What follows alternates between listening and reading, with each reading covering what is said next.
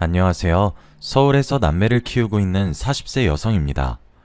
오늘은 여러분들에게 영화에나 나올 법한 이야기를 들려드릴까 합니다. 제가 직접 겪은 일이지만 5년이 지난 지금도 믿어지지 않을 지경이니까요. 여러분들이 들어도 영화 같은 이야기일 겁니다. 저는 누군가에게 속아서 인생을 망칠 뻔한 위기를 겨우 넘겼습니다. 아무리 악질적인 사기꾼이라고 해도 최소한 인간이 지켜야 할 도리는 가지고 있는 법인데 제 인생을 파탄으로 몰고 간 장본인은 인간도 아닌 거겠죠. 사건의 발단은 결혼을 하면서부터 시작되었습니다. 제가 대학을 졸업하고 직장 생활을 하다가 아는 언니의 소개로 남편을 만나게 되었습니다. 근사한 레스토랑에서 만나긴 했지만 드라마처럼 첫눈에 반해서 불꽃 같은 연애를 시작한 것도 아니었습니다. 제가 평범한 만큼 남편의 첫인상도 평범한 남자였거든요. 하지만 남편을 소개해준 선배 언니가 주선자는 이만 가보겠다며 자리를 뜨려다가 저한테 귓속말을 했습니다. 수미야, 정길이 집안이 엄청 부자니까 확실하게 잡아야 돼. 내가 어렵게 잡은 자리니까 애프터 안 오더라도 네가 먼저 연락해야 된다고. 알겠어? 언니가 남편과 대학을 같이 다녀서 집안이 어떤지 잘 알고 있었다고 해요. 하지만 저는 시댁에 돈을 노리고 결혼하는 그런 부류가 아니라서 별 생각이 없었죠. 게다가 제가 마음에 든다고 사귀는 것도 아니니까요. 연애든 결혼이든 남녀가 같이 하는 거니까 일단은 남편 마음에 들어야 하는 거라고 생각했습니다. 제가 소탈하게 대하고 부담스럽게 굴지 않아서일까요? 간단하게 식사라고 헤어졌는데 언니가 갑자기 저한테 전화를 걸어오더라고요. 정길이는 네가 마음에 드는 눈치더라? 괜히 여자 자존심 내세우면서 튕기지 말고 만나야 된다? 정길이는 소극적이고 조용한 편이니까 적극적으로 달려들어. 알았지? 언니는 참 뭘 자꾸 달려들래. 내가 달려든다고 남자들이 다 좋아하나? 만나자고 하면 계속 만나긴 할 거야. 솔직히 마음에 안 들진 않거든. 정길씨 정말 좋은 사람 같아. 그래? 무조건 꽉 잡아야 한다. 정길이가 쑥맥이라 여자를 만나본 경험이 별로 없거든. 지금 잡아야지. 안 그러면 나중에 후회해. 언니는 나중에 잘 되면 한턱 쏘라고 몇 번이나 거듭 강조하길래 바쁜 척 전화를 끊었죠. 그렇게 좋으면 언니가 사귀지. 아무래도 의사를 만나서 팔자 피니까 저한테 오지랖을 부리는 것 같기도 했어요. 남편 잘 만나서 일도 그만두고 집에서 애 키우면서 편하게 사는 것 같다고 했거든요. 그런 언니를 부러워하니 얼떨결에 소개받은 건데 진짜로 언니 말대로 남편에게 전화가 오긴 했어요. 수미씨, 저번엔 즐거우셨나요? 제가 워낙 말주변이 없어서 재밌게 말하지는 못하는데 어떠셨나 모르겠네요. 괜찮아요. 저는 엄청 재밌었는걸요. 저랑 정길씨가 정말 잘 맞는다고 생각했어요. 저는 정길씨 또 만나고 싶은데 정길씨 생각은 어떠세요? 언니 말대로 적극적으로 만나자고 했더니 남편이 만나자고 하더군요. 그 뒤로 몇 번 만나다 보니 남편이 참 모난데 없는 게 눈에 보였습니다. 역시 좋은 집안에서 자라서 그런지 무던하고 온화한 성격을 가진 것 같더군요. 그렇게 6개월 정도 데이트를 하다 보니 서로에 대해 알게 되었고 애정도 생기게 되었습니다. 그리고 이 남자라면 같이 살아도 괜찮겠다는 생각도 들었죠. 남편도 그렇게 생각했는지 사귄 지 1년 반쯤 되었을 때 정식으로 프로포즈도 했습니다. 저는 그의 청혼을 받아들였고 시부모님께 첫인사를 드리러 가게 되었습니다. 연애를 하는 동안 남편에게서 시댁에 대해 들은 말이 없어서 어떤 집안인지 모르고 간 거였거든요. 남편은 주로 회사에서 일을 하면서 생겼던 일이나 친구들에 대한 이야기를 꺼내곤 하였습니다. 언니가 대단한 부자라고 자랑했던 게 생각이나 궁금하긴 했지만 가족 일을 이야기하지 않았는데 제가 굳이 캐묻는 것도 이상해서 그냥 두었습니다. 자연스럽게 알게 되겠지 싶었으니까요. 어쩌면 언니가 과장된 소문을 듣고 저한테 전달해 준 거라는 생각도 들었습니다. 남편과 오래 사귀다 보니 굳이 굉장한 부자가 아니더라도 결혼하고 싶은 마음도 있었습니다. 그런데 막상 시댁에 도착하니 생각보다 으리으리한 저택에 기가 죽더군요. 시댁이 있는 곳은 부자들만 산다는 고급 빌라가 있는 동네였습니다. 으리으리한 2층 주택이 시댁이라는데 정말 믿을 수가 없었죠. 저희 집은 대단한 부자는 아니었지만 돈에 쪼들리는 형편은 아니었습니다. 아버지는 평범한 샐러리맨이었고 엄마는 전업주부였죠. 아버지의 수입은 많지 않았지만 안정적이었고 엄마는 타고난 살림꾼이어서 저는 학교를 마칠 때까지 두 분이 돈 걱정하는 걸 한 번도 본 적이 없었습니다. 크진 않지만 서울에서 괜찮은 집도 있었고 이 정도면 남부럽지 않은 형편이라고 생각했는데요. 하지만 시댁을 보니 제가 넘보지 못할 남자를 넘봤다는 느낌이 들었습니다. 남편이 차도 국산차를 몰고 남들 다 사는 오피스텔에서 살길래 이렇게 부자일 줄은 몰랐거든요. 나중에 알고 보니 그 오피스텔 자체가 남편 것이었습니다. 정말 회사는 취미로 다니고 있었던 거죠. 그때 처음으로 시댁에 대해 자세히 들을 수 있었습니다. 사업 중이신 시아버지께서는 베트남 현지에 공장이 있어서 1년 중 절반은 베트남에서 지낸다고 하셨습니다. 시어머니께서도 부동산 관련 사업을 하고 계신다고 하셨어요. 제 예상대로 시어머니께서는 저를 안 좋게 보고 계시더군요. 저에 대해 이미 들어서 알고 계시는지 인사를 드려도 굳은 표정이었어요. 시어머니가 저를 못마땅하게 생각한다는 게 눈에 보였습니다. 이유는 안 물어봐도 알겠더군요. 저희 집안이 별 볼 일 없는 집안이라서 그런 거겠죠. 제가 자기소개를 하고 집안을 둘러보며 인테리어가 참 예쁘다. 어머님이 센스가 좋으신 것 같다. 어머님 피부가 너무 고우시다. 별의별 소리를 다 했는데도 분위기가 좋아지지 않았습니다. 결국 제가 지쳐서 입을 다물고 있으니 시어머니께서 갑자기 일어나셔서 남편을 부르더군요. 정길아, 잠깐 나 좀 보자. 한참 동안 말이 없던 시어머니께서 남편을 데리고 서재로 들어갔습니다. 그리고 방 너머로 시어머니께서 제가 들으란 듯이 큰 소리로 말씀하시는 게 보였죠. 내가 데리고 오지 말라고 했지?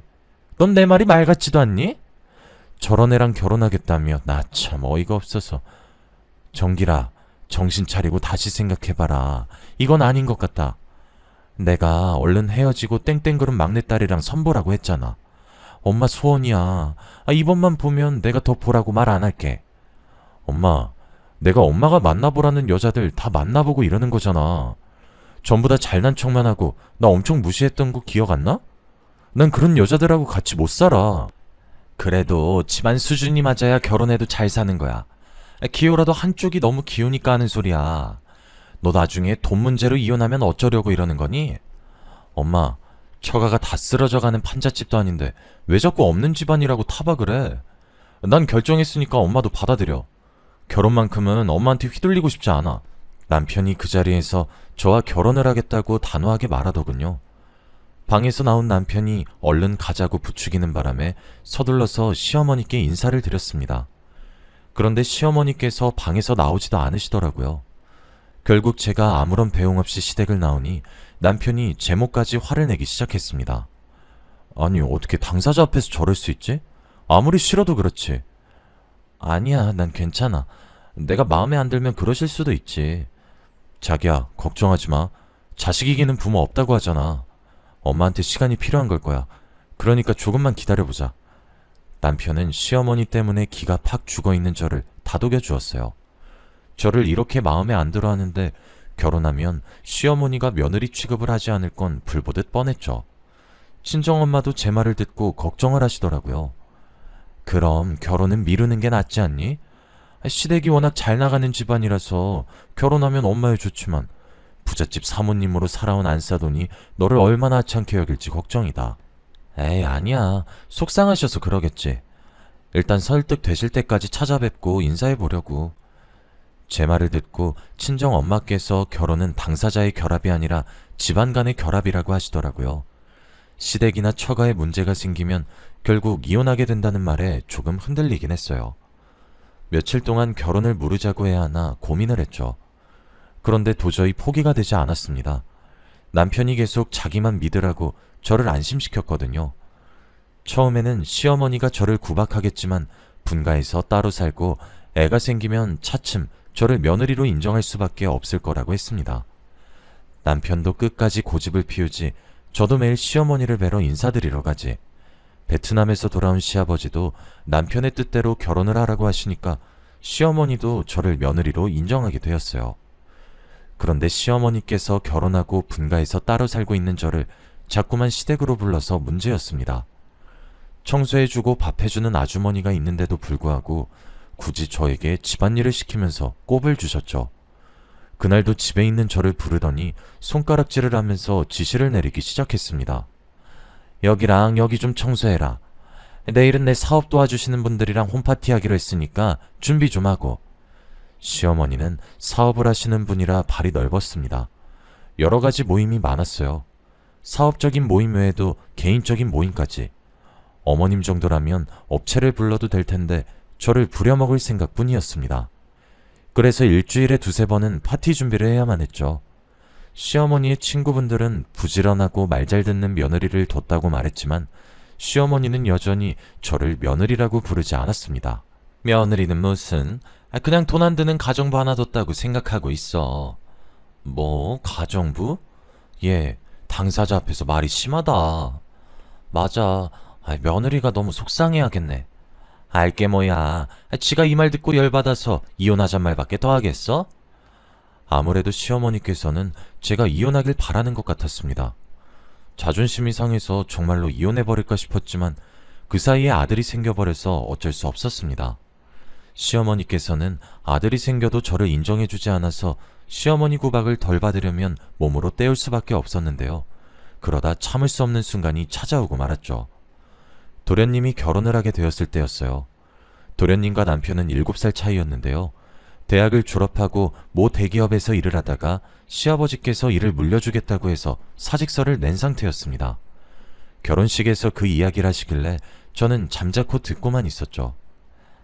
정수야, 정길이는 내 사업을 물려받을 생각이 없으니까 이제부터 내 밑에서 일 배워야 하는 거 알고 있지? 너라도 사업 물려받아야 우리 집안이 먹고 살 수 있다. 네, 알겠어요. 걱정하지 마세요. 도련님이 고개를 끄덕이고 있으니까 옆에서 듣고 있던 다른 사람들이 왜 장남에게 물려주지 않냐고 묻더군요. 시아버지께서는 그냥 사정이 있다고 말하고 입을 다무셨어요. 사실 남편은 성격 자체가 소심하고 대범하지 못해서 남들을 관리하는 사업가 체질이 아니었거든요. 남편도 도련님이 아버지의 사업을 물려받아서 이어가기를 원하고 있었어요. 제가 사업에 욕심나지 않냐고 물어보니까 속에 있던 말을 솔직하게 이야기해 줬습니다. 정수는 나하고 달라서 사업을 하면 크게 성공할 거야. 괜히 장남이랍시고 내가 나섰다가 회사 말아먹으면 안 되잖아.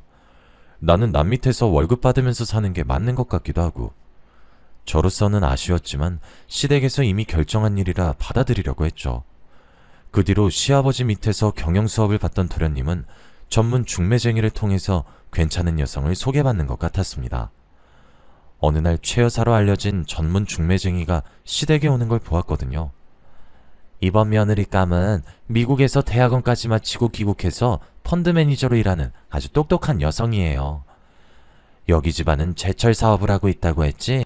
네, 그래서 사모님하고 사돈 맺으면 서로 이득을 볼 거예요. 최 여사가 시어머니께 그 여성의 사진을 보여주는 것 같았습니다. 제가 집안일을 하면서 그 모습을 지켜보다가 시어머니와 눈이 마주쳤죠. 최 여사는 집에 누가 있든 말든 신이 나서는 목소리를 높이고 있었습니다. 어때요? 인문말 따지면 아주 미스 코리아감이에요. 예쁘고 머리 좋고 대한민국에 이런 며느리감 없다니까. 최 여사가 호들갑 떠는 걸 듣고만 있었는데 시어머니께서 저를 부르더니 사진을 보여주었습니다. 네 동서될 사람이야. 어때? 엄청 예쁘시네요. 여자인 제가 봐도 반할 정도예요. 그래, 집안을 보나 악벌을 보나 너보다는 100배 낫지. 아휴, 내가 최 여사를 진작에 알았으면 큰 며느리도 집안 좋은 애로 들였을 텐데. 생판 모르는 남 앞에서 이런 수모를 주다니 저는 부끄럽고 수치스러워서 자리를 피해버렸습니다. 아무리 제가 마음에 안 들어도 면전에서 이런 말을 하다니 정말 분할 따름이었죠.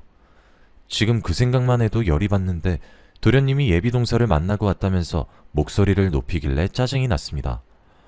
직접 만나보니까 집안만 좋은 게 아니더라고. 얼굴도 사진 그대로고 대화도 해보니까 많이 배운 티가 나더라니까.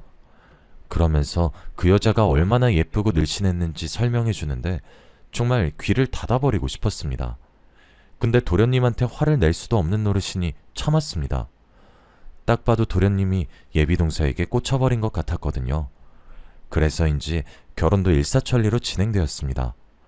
동서가 시댁에 인사를 드리러 오자 시어머니께서 상견례를 빨리 진행하자고 할 정도였죠.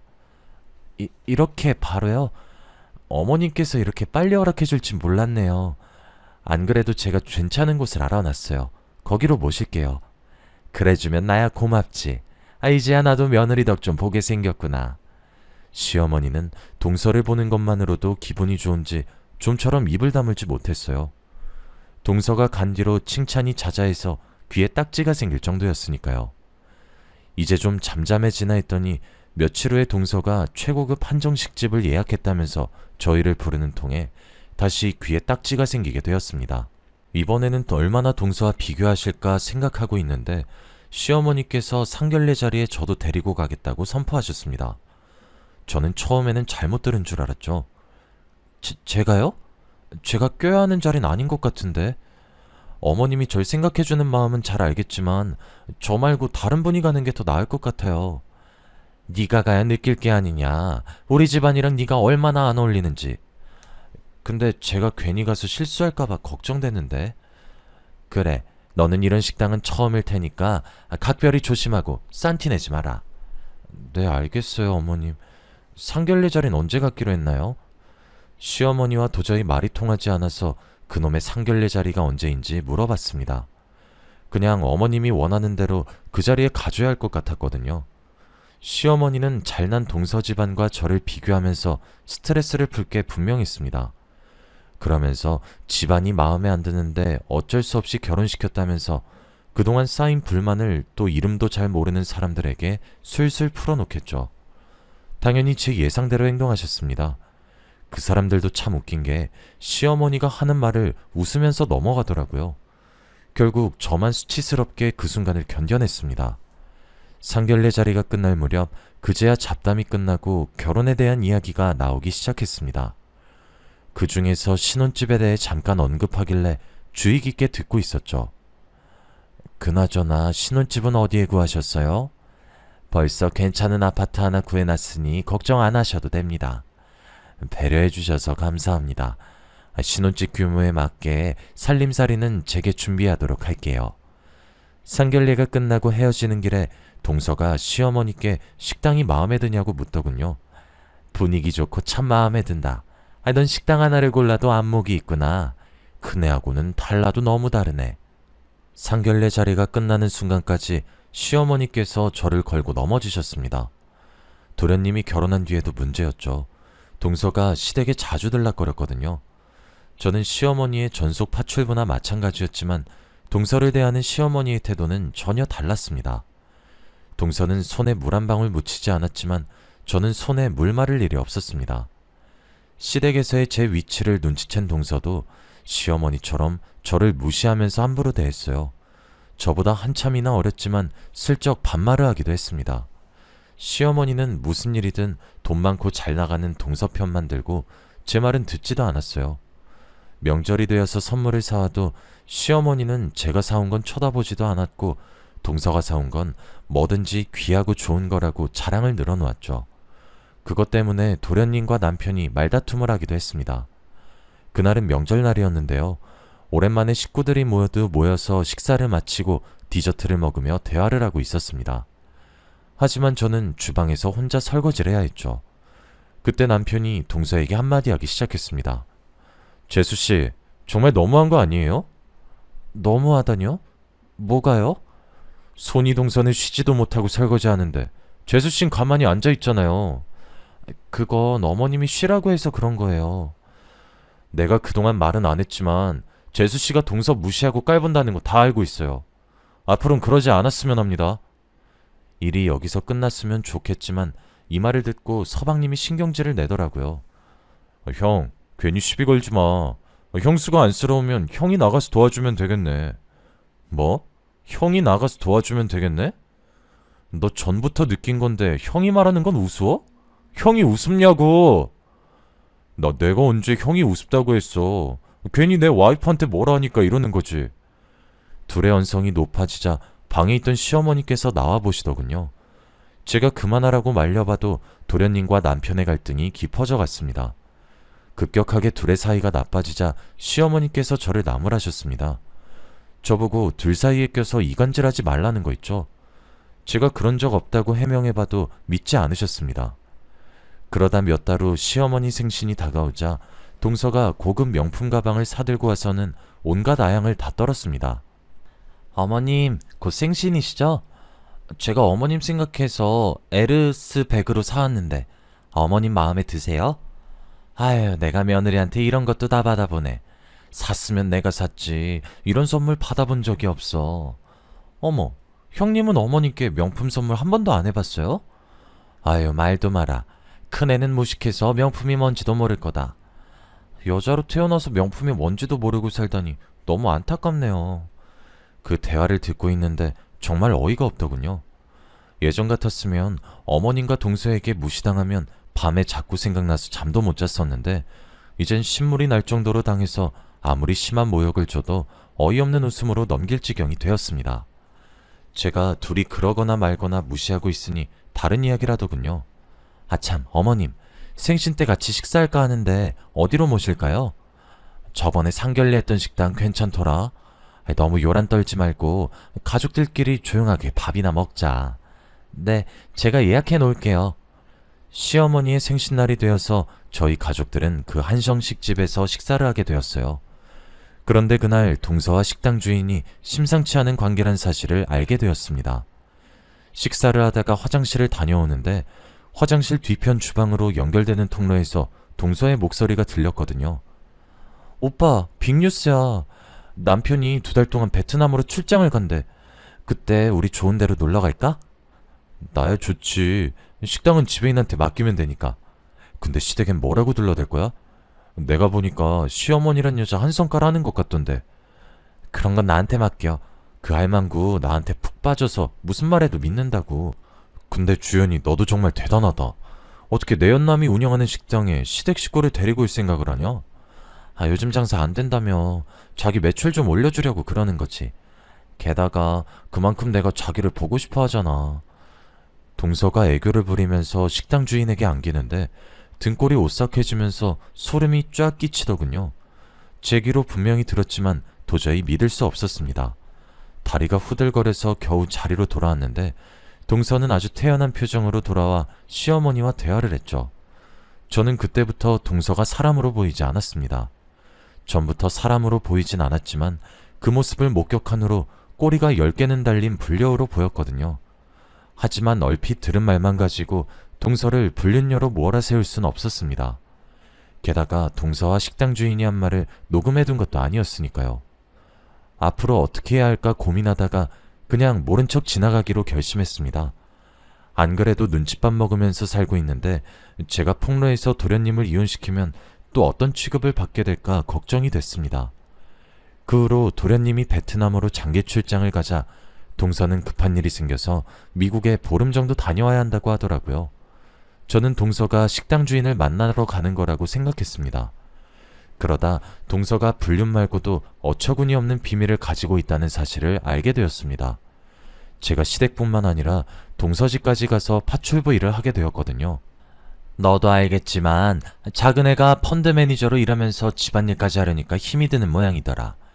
내일부터 네가 작은 애 집으로 출퇴근하면서 살림 좀 거들어줘라.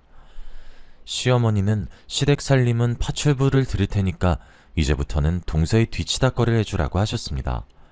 저를 식모로 취급하는 동서가 시어머니에게 부탁을 한 것 같았죠. 저로서는 거부할 수 없는 명령이었습니다. 아침이 되면 아들을 학교에 보내고 동서의 집으로 가서 출근 준비를 도와주었어요.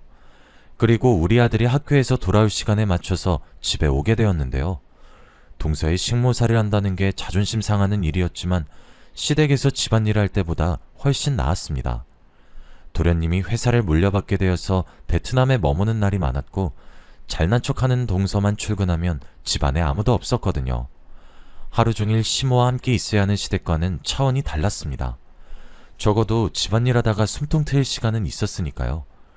그러던 어느 날 동서가 저한테 급하게 전화를 걸어왔습니다. 중요한 서류를 집에 두고 왔으니 사무실로 가지고 오라고 하더라고요. 서류를 챙겨 들고 사무실에 도착했는데 동서가 자리에 없었습니다. 그래서 서류만 책상에 올려놓고 나오는데 상담실 창문으로 동서가 최 여사와 마주 앉아서 은밀한 대화를 하고 있는 게 보이더군요. 모르는 척 집으로 가려는데 최 여사의 말을 듣고 그 자리에서 멈춰서고 말았습니다. 이러다가 걔가 보면 어쩌려고 그래. 여기까지 오려면 미리 말이라도 해주고 오라고. 급해서 그래. 도대체 언제까지 시간 끌려고 이러는 거야? 이러다 애라도 생기면 끝장이야. 얼른 약속한 대로 해야지. 좀 기다려. 최 여사 목 제대로 준다니까 왜 이렇게 말을 안 들어?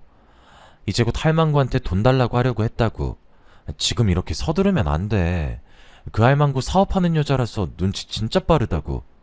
어설프게 들이댔다가는 우리 전부 다 작살나고 말 거야. 그래서 1년이나 기다렸잖아. 내가 저번에 말했지. 빚쟁이한테 쫓기고 있어서 급하다고. 나 지금 밀린 빚만 해도 이러다가 나 잡혀가면 책임질 거야? 집은 벌써 내 손에 들어왔고 조금만 더 작업하면 할망구 돈뿐만 아니라 남편 돈까지 뽑아먹을 수 있다고. 그래, 사기치는 데는 너 따라올 사람 없으니까 믿을게. 그러니까 좀만 더 빨리 작업하자. 나 이러다가 한국 떠야 할지도 몰라. 가만히 몸을 숙이고 최 여사와 동서가 하는 대화를 듣다가 놀라서 소리를 지를 뻔했습니다. 동서가 분명 부잣집 외동딸에 해외 유학파라고 했는데 전부 거짓말이었더군요. 최 여사는 시댁재산을 노리고 계획적으로 동서를 소개했던 겁니다. 상견례장에서 만난 동서의 부모는 대역인 것 같았어요. 명절날에 모인 걸 생각해서 대역을 또 부르자고 이야기하더라고요. 더 끔찍한 일은 동서의 작전이 이미 시작된 것이었습니다. 동서는 서방님을 꼬드겨서 아파트 명의를 자기 앞으로 바꿔놓았어요. 다음 목표로 시어머니를 노리고 있었던 거죠. 제가 동서와 최 여사 눈을 피해 급히 동서의 집으로 돌아왔습니다.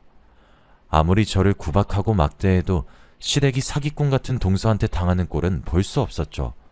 시댁이 알거지가 되면 저한테도 피해가 올 테니까요.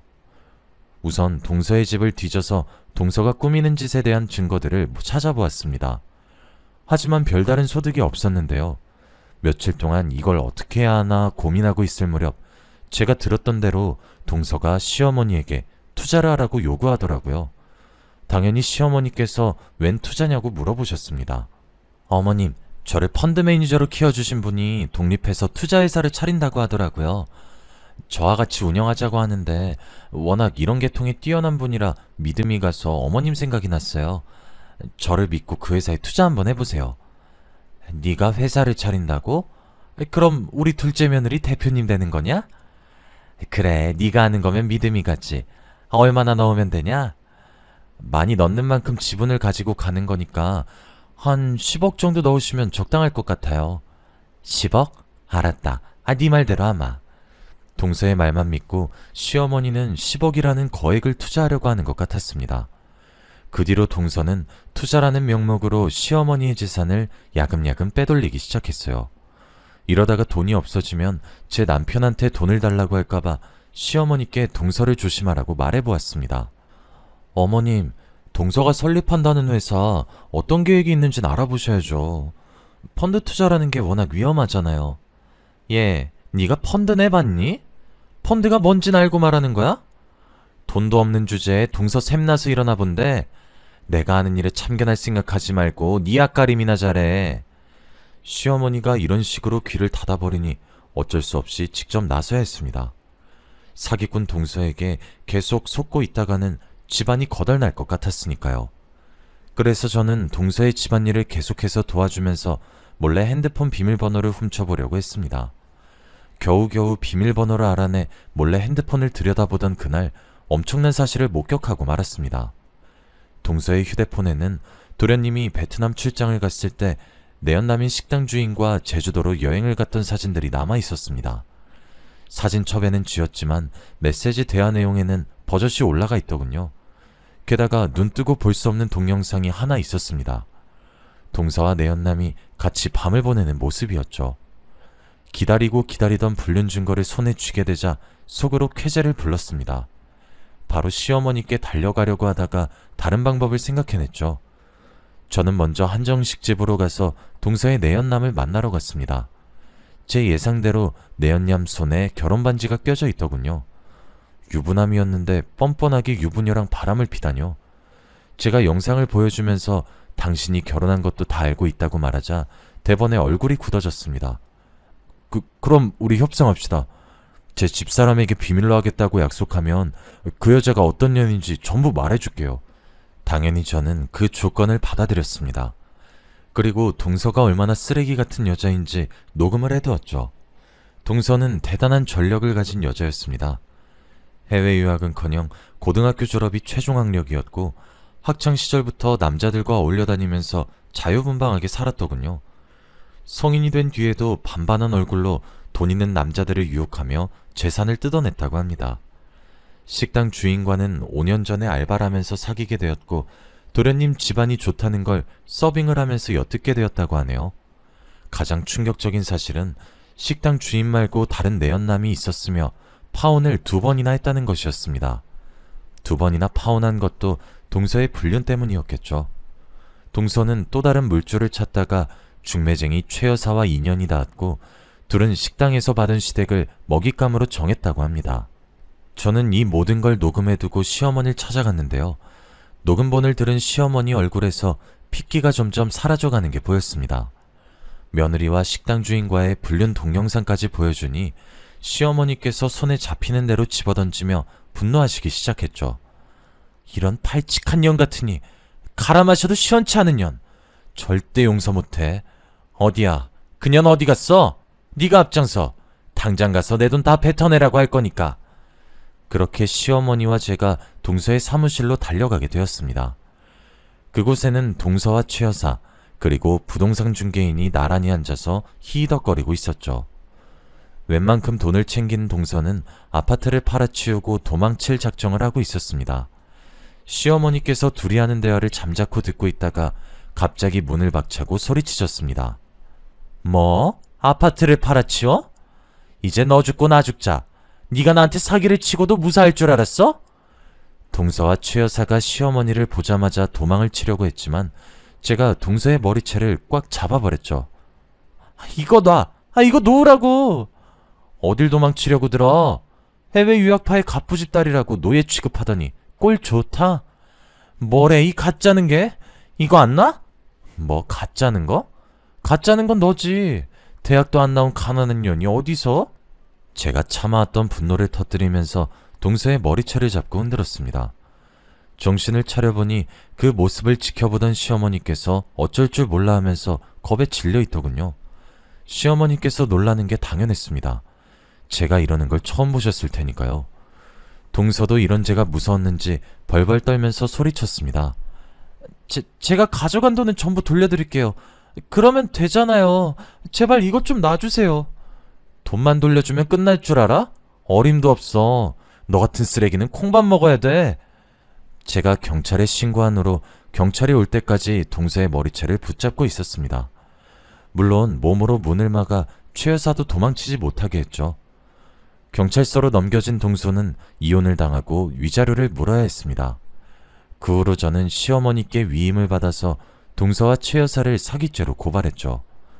동서와 최 여사는 경찰서에서 조사를 받아야 했고 제가 찾아낸 증거만으로 둘 다 구속되어서 재판을 받게 되었습니다.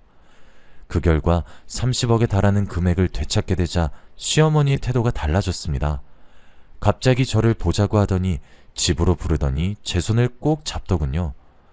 얘야, 미안하다. 네가 우리 집안을 살렸구나. 내가 잘못했다. 그동안 모질게 대한 거 용서해다오. 그 모습을 지켜보던 남편이 시어머니를 나무라기도 하였습니다. 엄마, 이렇게 사과하면 끝이야?